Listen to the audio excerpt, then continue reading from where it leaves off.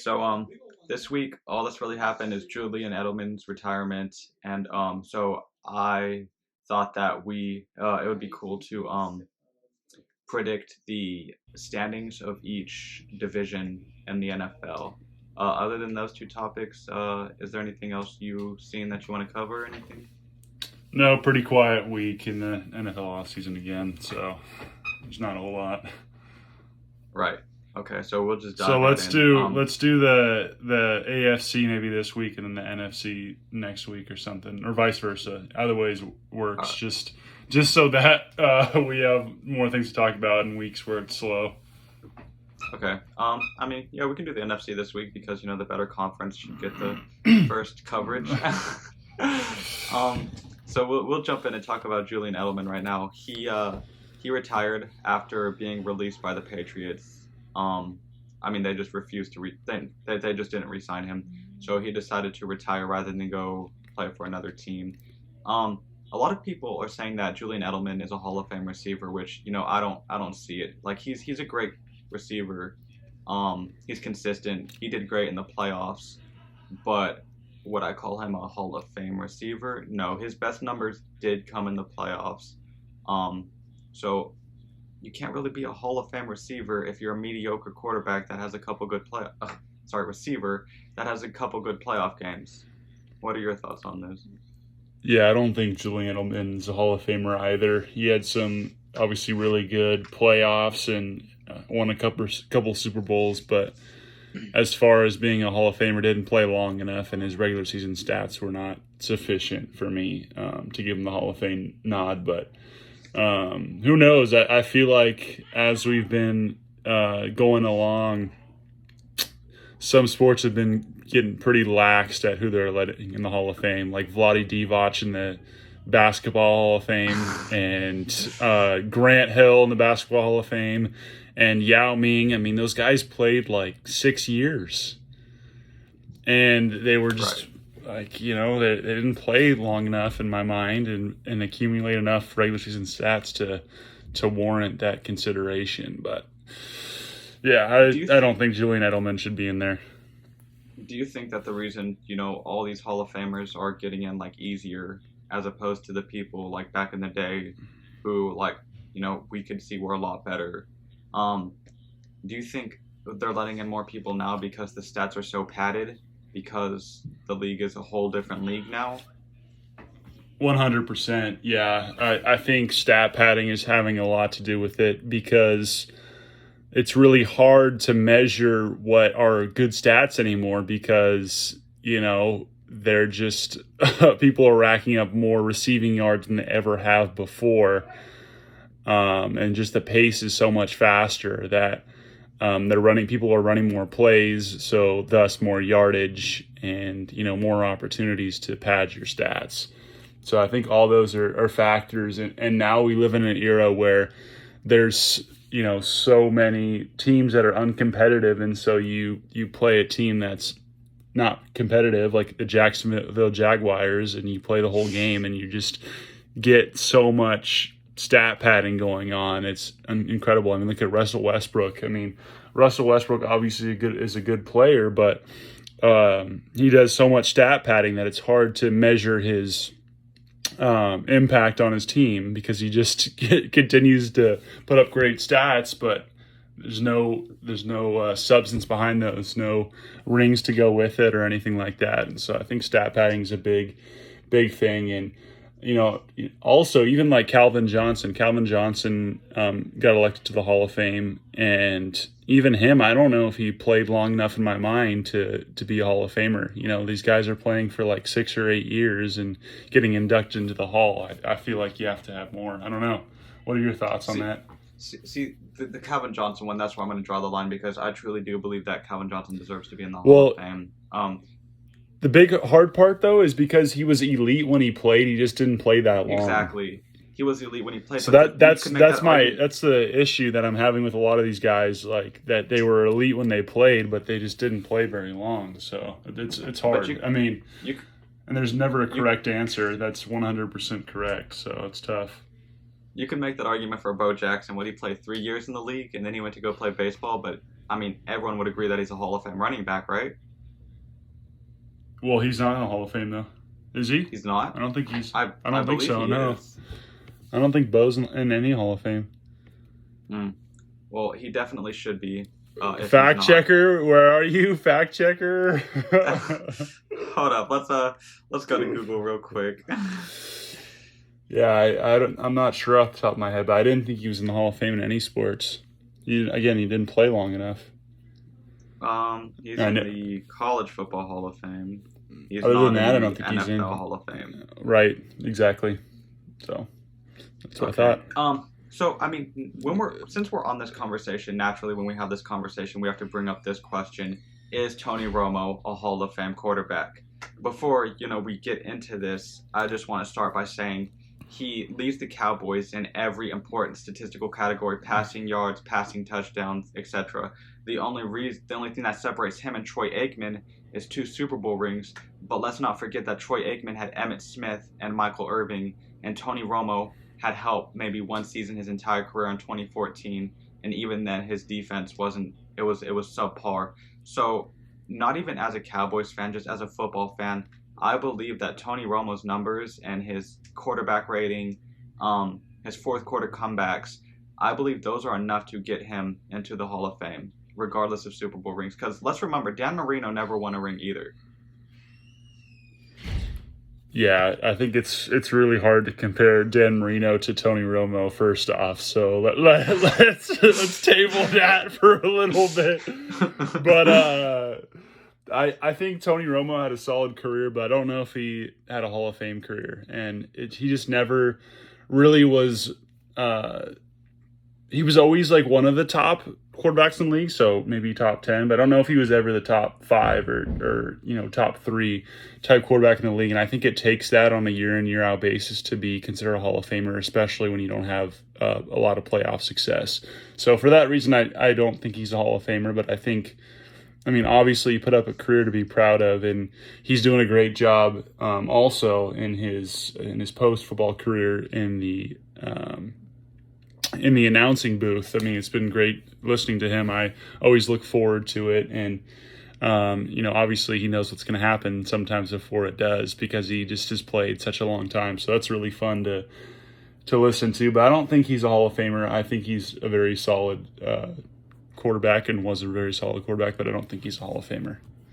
See, that's the one part I do agree with you on. The one downside of his chances of getting into the Hall of Fame are the quarterbacks he went toe-to-toe with in that generation of quarterbacks. Because when you talk about tough. Tony Romo, there's only going to be a few quarterbacks. Like there's a selected number of quarterbacks that are going to be selected to that Hall of Fame from that generation.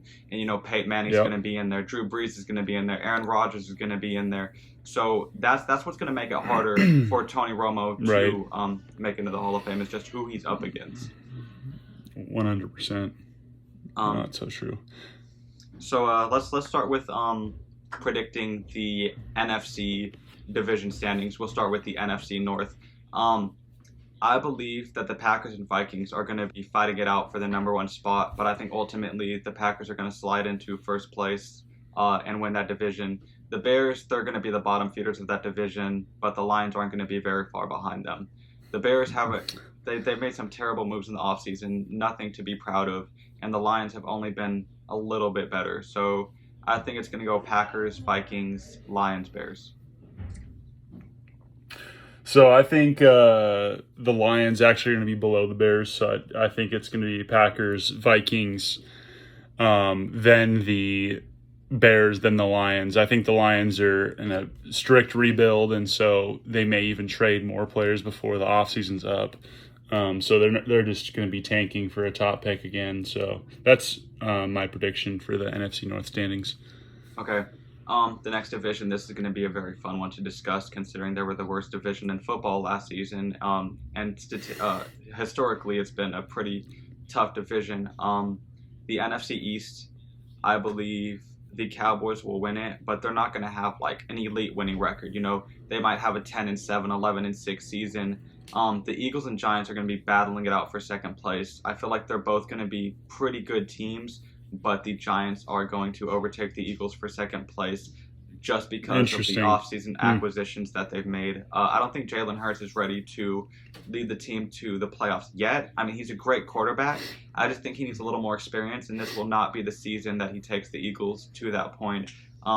But it's going to be third place, but it's going to be a close third place. I think the Giants are going to go maybe 9-8, 8-9, and the Eagles will go 7-10 or something similar to that.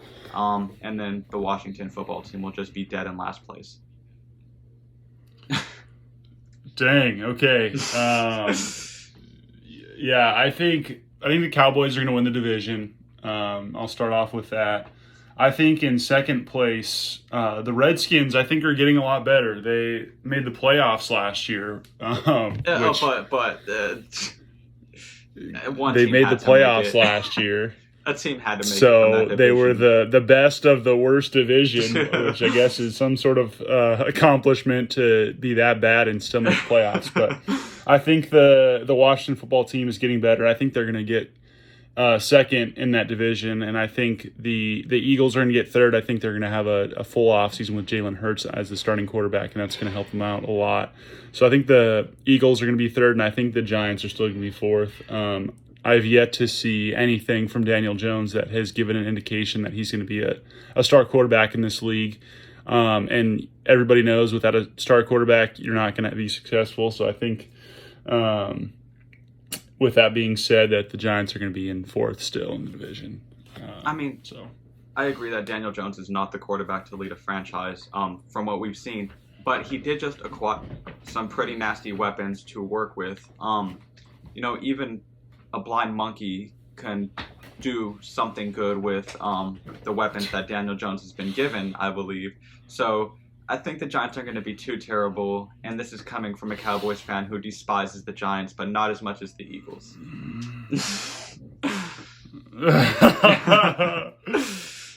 Yeah, that's just a bad division in general, and it will be again this year. So irrelevant division. I don't agree with that. I think this division will be more competitive, a lot more competitive than it was last season, because the NFC East can never stay in the slumps like it was last season. That was just a historically bad year for that division.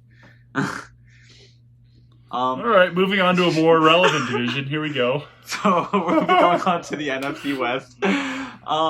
We've stated in a previous episode how we think the NFC West is going to stack up, but we're just going to go over that again. The Rams and the Cardinals are going to be duking it out for first place, but ultimately I think this year it's going to go to the Rams. The Cardinals are still upcoming. They'll definitely have it in the next couple seasons. So they'll be in second place, but they won't be far behind the Rams. The Seahawks will slip into third place. They're probably going to have a pretty mediocre season. And the Niners have some things to work on. But if they do draft, what's his name? Chase? They're talking about Justin Fields. Justin Fields, right? At 3. So they'll draft him, but we don't know what he's going to do with that team if they do end up drafting him. But as it stands right now, the Niners, I believe, will be fourth in that division. Yeah, so I think my views on this division align with Jimmy's. I think the Rams will go and take that division again. It'll be competitive, though, with the Cardinals. I think the Seahawks, the franchise is starting to go on the latter side of a hill, so they're on the way down. So I think they're going to be in third this year, and then I think in fourth place in that division will be the Niners. Yeah, it's interesting because it seems like the Niners are thinking they're in win now mode or something. I'm confused by the Niners. They traded for the number 3 or 4 overall pick after, buying Garoppolo for a lot of money, and everything the organization is saying is like, we're in win now, we're going to be a Super Bowl contender next year. But I just haven't seen it. I think the last 5 years, 4 out of those 5 years, they've had a losing record, and the other year they went and made the Super Bowl. And so I just don't know what Niners we're going to get this year. They may be, they may be okay, but I'm just really confused by their organization right now. So I'm just going to put them in last. considering that's been where they've been for a while now, except for that Super Bowl run a couple years ago. So I think the Niners are the only ones that see the Niners as a win now team. Just gonna throw that out there. Yeah, that's right. Right. So we'll move on to the NFC South. This is going to be an interesting one, considering the NFC South just lost Drew Brees. The Buccaneers for sure going to be in first place. That's not even a debate. Everyone's going to go with that. It's pretty obvious to see that the Bucs are going to win that division. The Falcons and Saints are going to be battling it out for second place, but they're not going to be very good teams this season. The Falcons might do a pretty decent season. Ultimately, they'll pull into second place. The Saints will fall into third without Drew Brees, and the Panthers will be the bottom feeders of that division because they just can't figure their life out.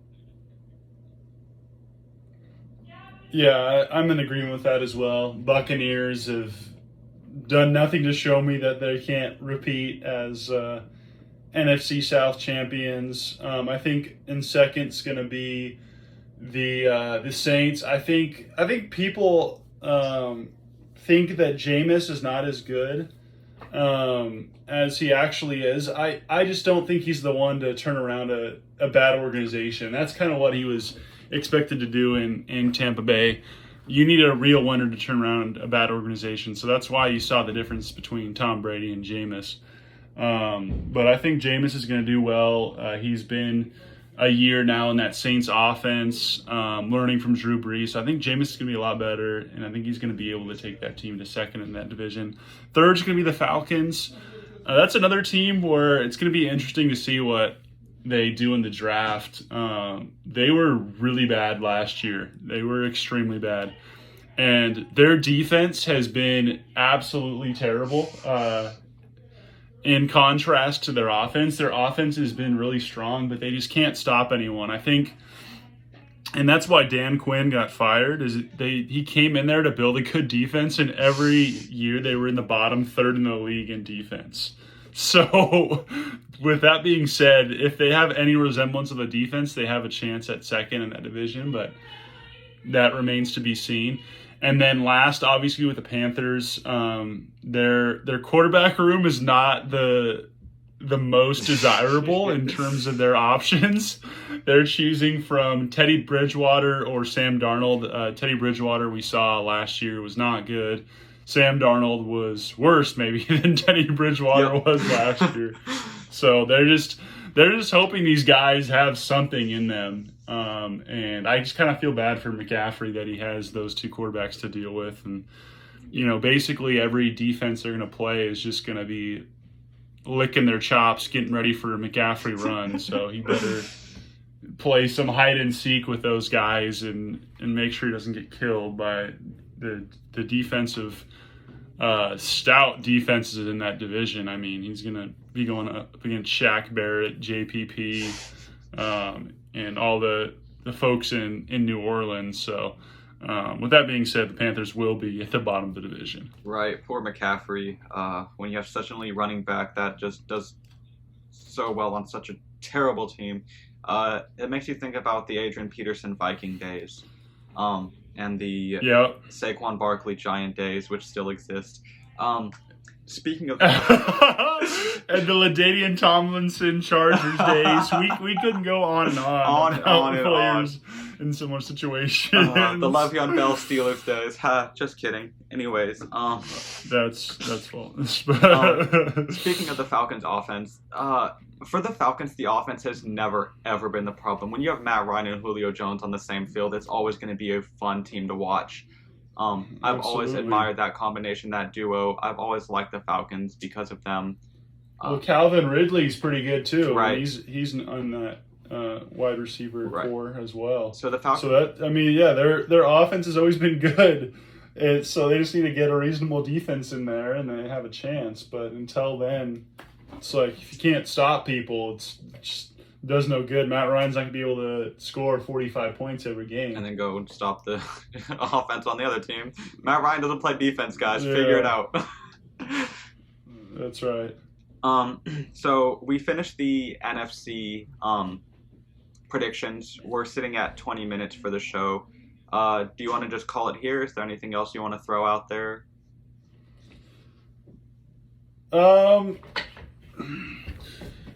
Yeah, I'm very curious. I've been watching a lot of NFL Network lately, and I'm very curious to see how the draft shakes up. There's been talk about having 4 or 5 quarterbacks to start off the draft, and that's been really actually intriguing to me because I don't think there's 4 or 5 quarterbacks that are deserving of getting drafted that high in the draft. I don't know what your thoughts are on that, Jimmy, but I don't think there's that many good quarterbacks in this draft. I think Trevor Lawrence is legit. I think Justin Fields is legit, but those other guys, I don't have trust in those other guys being good quarterbacks in the NFL. So I don't think they should be going that high in the draft.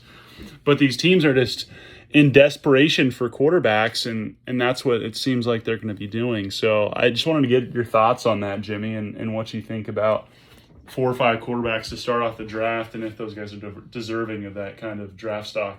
Well, yeah, I was gonna agree with that. When there's so many teams that need so much help in the quarterback position, of course we're gonna see 4 or 5 quarterbacks go immediately in the draft. Usually, like always, the first 5 picks of the NFL are the absolute worst franchises. They had terrible seasons. Usually it's the teams that have had historically bad decades, or even worse. You got the Jets have always been bad, the Lions have always been bad, the Jaguars have always been bad. These teams that are always going to be the first teams in the draft. So of course they're going to be drafting the number one need that every team requires, which is always going to be a quarterback with a struggling franchise. Right. So while there may not be all the talent in this draft, like you said, we automatically have Trevor Lawrence and Justin Fields going first 3 picks.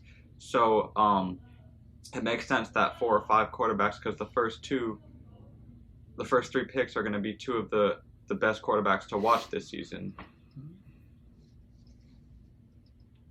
Yeah, it's just concerning when you're talking about teams choosing from the rest, like Trey Lance and Zach Wilson and Mac Jones. I'm not sold on those guys being good quarterbacks in the NFL. Plus, we barely saw a Trey Lance even play in college because of obviously the COVID year and everything like that. So I don't have anything else. Do you want to put together maybe a mock draft though for next week? Yeah, we can work on that. Because when's the draft? I think we have 2 weeks, week and a half till the draft. End of April to the beginning of May, so a couple of weeks. Yeah, so we'll start getting that. If we don't do the mock draft next week, then we'll get it done in the following week. For sure. Just so we have that, and that would be a good thing to talk about as well. So, if there's not anything else, then we'll end it here. But appreciate everyone tuning in and your continued support of our show. Again, if there's anything you'd like to have us talk about the coming weeks, drop it in the comment section. And thanks so much for watching. Yep, thank you, everybody. Thank you, Jacob.